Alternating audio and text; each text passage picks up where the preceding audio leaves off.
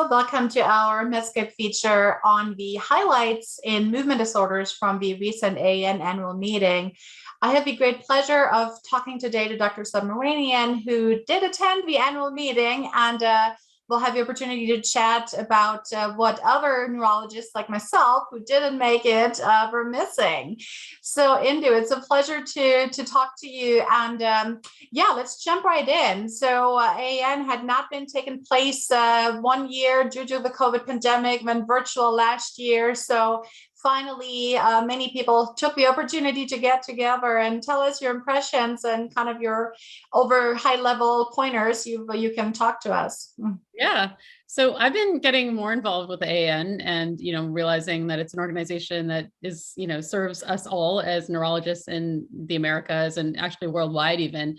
And it was a really well-attended meeting. So in my opinion, I think a lot of people came out, were excited to see each other for the first time and connect. I think we realized how we had missed sort of the social connection of just being around each other and being able to network as a specialty and to see each other and to see sort of where our field is going. And I think the future is bright. I mean, there's a lot of amazing young talent out there. I think there's a lot of interesting directions that the AAN is going in that I've been really just, interested in following. Things like disparities in care, diversity, equity, inclusion sort of topics, thinking about women in our field. We actually are making, a lot of strides as women, and our, current president, Orly Avitzer of the AAN is a woman, and the future one, Carlene Jackson, is a woman as well, both from very different backgrounds. And I think really taking leadership into some really cool avenues. Other things that the AAN does really well, I think advocacy work, they've worked a lot around, helping clinicians like us stay afloat with telemedicine, looking at, the face of neurology to the patient. And they've done a good job of, I think, looking at publications like Brain and Life magazine that I know you and I have both contributed to, Neurology Today publications. So I think sort of the media sort of getting words out about important topics, staying current with a number of issues that are, pressing for neurologists in the world today. I think I was really excited to see that they covered a lot of that. They had some cool talks that were a little bit different with panel discussions and a lot of interaction with the audience called Head Talks. There was some great plenaries, a number of abstracts. It was a beautiful venue and really a lot of, I think, great opportunities to network with each other, which I think many of us have been craving a lot. Yeah, well, great. It sounds like everyone had a great time. So yeah, so let's jump right in. So thanks for selecting some of your 6 personal highlight or high-hitting abstracts for specifically Parkinson's and in the movement disorder sphere. So yeah, as you mentioned, kind of racial disparities, kind of highlighting those issues was one of the focuses. And yeah, so there was an abstract by a team at University of Texas Southwestern entitled Racial Disparities in Dementia and Parkinson's Disease Incidence, Healthcare Utilization and Outcomes Among Medicare Beneficiaries. And maybe just to kind of set the stage, so what the team of researchers did is they evaluated racial disparities in Parkinson's and dementia patients by looking at a large Medicare beneficiary database from the North and South Carolina. And what they found is that, unfortunately, indeed, there was substantial racial disparities in patients with neurodegenerative diseases or dementia and Parkinson's in this example here, and both with access to care. So compared to, I'm kind of reading from results here, compared with white beneficiaries, Black beneficiaries had a higher risk of all-cause hospitalization, but were less likely to receive memory and physical therapy or hospice services after adjusted for multiple variables. People with or Black beneficiaries with dementia were less likely to receive dementia medications and less likely to receive even Parkinson's medication at a HR of 0.81. So it's actually quite shocking to hear that data. And finally, Black beneficiaries also spend more time in skilled nursing facilities. So what do we do with this data? Now, this is not the first paper highlighting these disparities. So, do you want to comment on this and maybe see if what steps we could do knowing this? So, I mean, I think that, we've seen this data in Parkinson's disease historically as well. So we know that African-American populations, as well as Latinx populations, present with higher Hoehn and Yahr stages when they come in to see us. So already we're sort of delaying diagnosis in some populations and not getting people care early on. And I think you and I both know, Catherine, or believe that exercise is medicine. Some of the lifestyle approaches is important. So early diagnosis so that we can get people treated and proactively picking lifestyle choices to help them keep exercising, to help them continue to socially connect is important. So we're really delaying diagnosis of these important sort of medical problems, Parkinson's disease, number one, number two, dementia in these populations. And is that because of disease awareness needs to increase? I think getting into these communities to educate patients about the fact that this is not part of normal aging. In many communities, I think people just think you slow down or you start to lose your memory when you get old. I know in some of my family members, that's been sort of the historical thought that people just get old and this is normal aging. Well,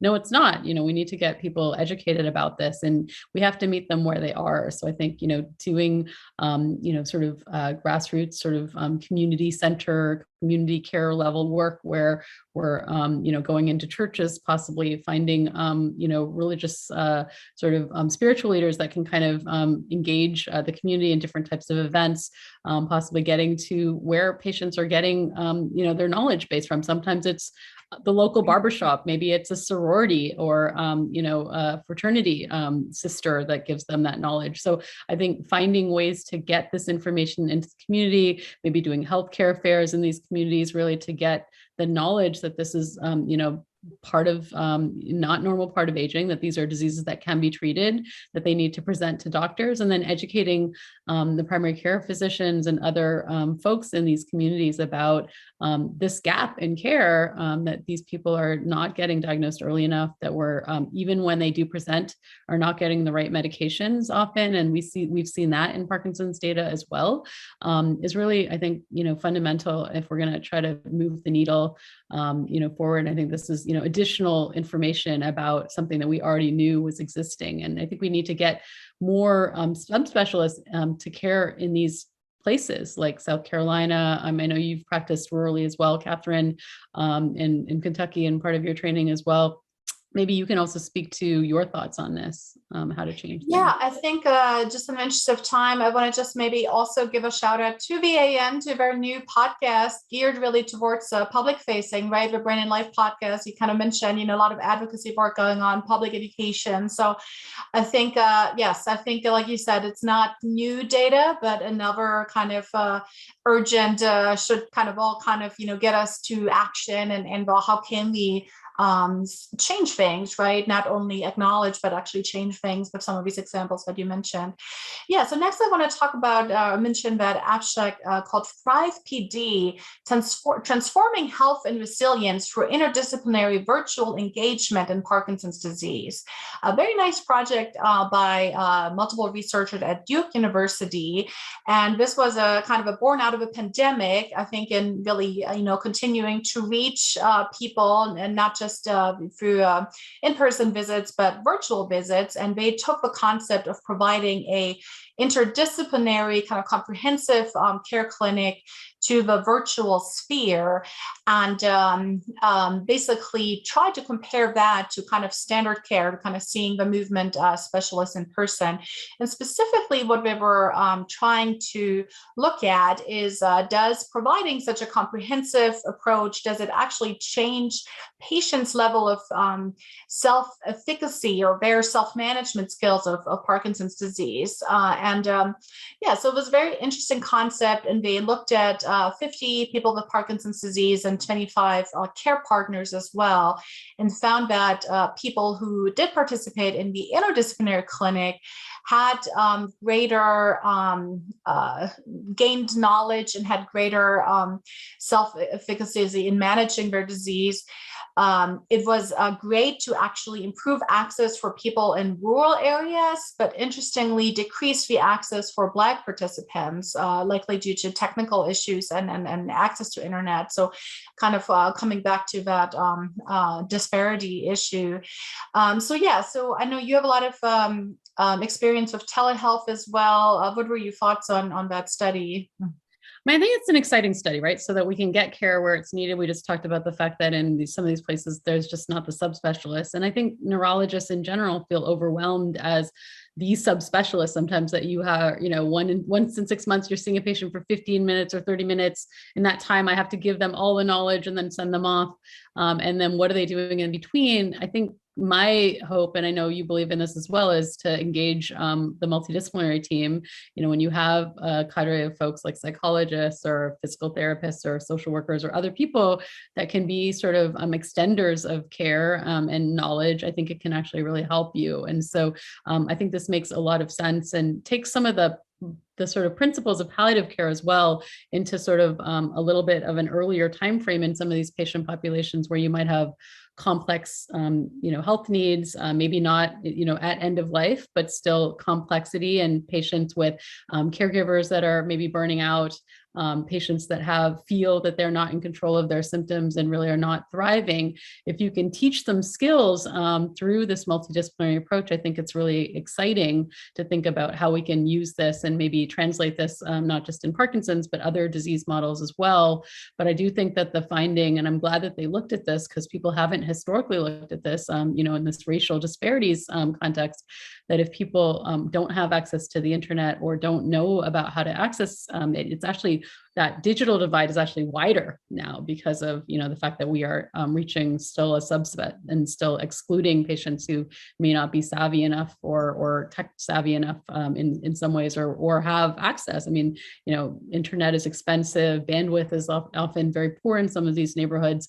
We really need to, get universal internet access to people, give them devices that are accessible and easy for them to use if we're really going to try to provide this care and reach everyone in an equitable way. Yep, excellent points. And so, yes, very interesting, but more work to be done, especially from not leaving people behind, right? And that actually ties very nicely over in the next study we're going to talk about, which is called Impact of Caregiver Characteristics on Patient Outcomes in Parkinson's Disease. So we just talked about, as far as the virtual interdisciplinary clinic, bringing in other team members, not just having everything rely on a neurologist. And so in this study from University of Pennsylvania, from the Parkinson's and Movement Disorder Center, they looked specifically what difference does it make or what influence has caregiver presence as well as depression of a caregiver on Parkinson's disease patient outcomes. So interesting concept to really kind of focus on, so many other factors that play into how our patients do. And what they did is they conducted a retrospective cohort study using the Parkinson's Foundation Parkinson's Outcome Project data and compared people who attended clinics with their caregiver and compared that with age and with matched controls who attended without caregivers. Do you want to talk about their findings, or you kind of, it was a bit surprising, I have to say? I mean, I think the one finding that if you are depressed as a caregiver, that, patients do not do as well is definitely, makes sense, right? So that, I think then supporting the caregiver, supporting the mental health of the caregiver is crucial. I think that's really key. The finding, I think there was a bit of a quirky finding there where people who had caregivers seemed to do worse in some of their outcome measures, was a little quirky. And I don't know if that is part of the nature of, if you're sick enough to need a caregiver, maybe, then and you maybe your scores across the board may be higher. I don't know if this is some sampling bias. I think they tried to control for some of these things, but that was a bit of a quirky, sort of takeaway. But the researchers are I know them well, and they're great. And I think they put what they found in this study, and we'll wait for the publication. But I do think that the piece that I was actually really interested in was the mental health sort of piece of the caregiver. And I think that, again, thinking about the framework of, the pandemic and, all the patients that, have been isolated out there, and then their caregivers sometimes with them.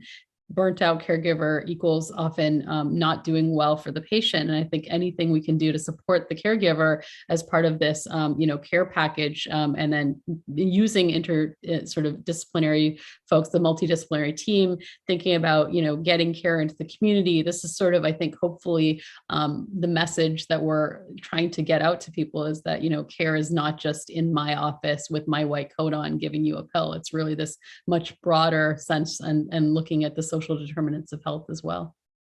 Absolutely. So yes, every patient comes in a context, right? And really looking at that, and especially recognizing that caregivers might struggle with their own depression and really needs. I think this is a very important issue we all kind of need to pay more attention to.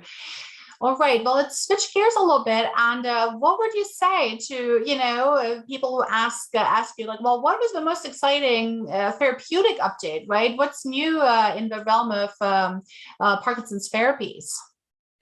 Yeah, I think there's some interesting abstracts for sure. One that caught my eye was this one on camptocormia by some colleagues of ours, again, on the same coast, the East Coast over there. I seem to have picked all abstracts that were largely from the East Coast, but that was kind of an interesting sort of topic. The camptocormia, which is the sort of bent spine that many of our patients with movement disorders, in certain sorts of subsets of Parkinson's disease patients, sometimes multiple system atrophy patients.